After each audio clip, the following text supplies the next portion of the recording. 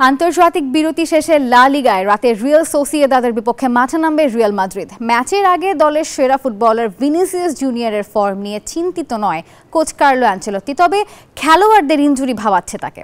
অ্যানোয়েটায় ম্যাচটি শুরু হবে বাংলাদেশ সময় রাত 1টায়। জাতীয় দলের ডিউটি শেষে ক্লাবের জার্সিতে খেলার জন্য প্রস্তুত হচ্ছেন ফুটবলাররা। সেপ্টেম্বরে আন্তর্জাতিক বিরতি শেষে রাতে লা লিগায় রিয়াল সোসিয়েদাদের মুখোমুখি হবে রিয়াল মাদ্রিদ। বর্তমানে রিয়াল মাদ্রিদের সবচেয়ে বড় তারকা ভিনিসিয়াস জুনিয়র ক্লাবের হয়ে যতটা উজ্জ্বল ঠিক ততটাই নিষ্প্রভ জাতীয় দলে। তবে রিয়াল সোসিয়েদাদের বিপক্ষে মাঠে নামার আগে তার ফর্ম নিয়ে চিন্তিত নয় কোচ কার্লো আনচেলত্তি। সে তার সেরা ফর্মে নেই, তবে সে এখনো আমাদের জন্য খুব গুরুত্বপূর্ণ।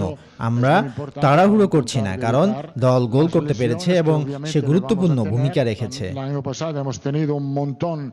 সোসিয়েদাদের ঘরের মাঠে মুখোমুখি হওয়ার আগে আনচেলত্তিকে ভাবাতে পারে একাদশে সেরা খেলোয়াড়দের পাওয়া নিয়ে।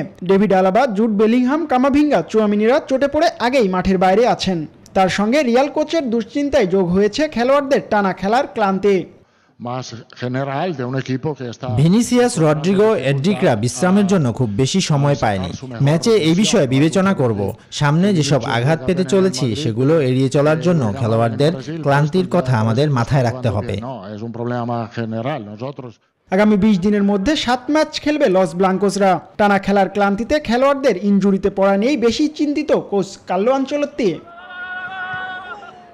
জিহাদ আল হাসান, নিউজ 24।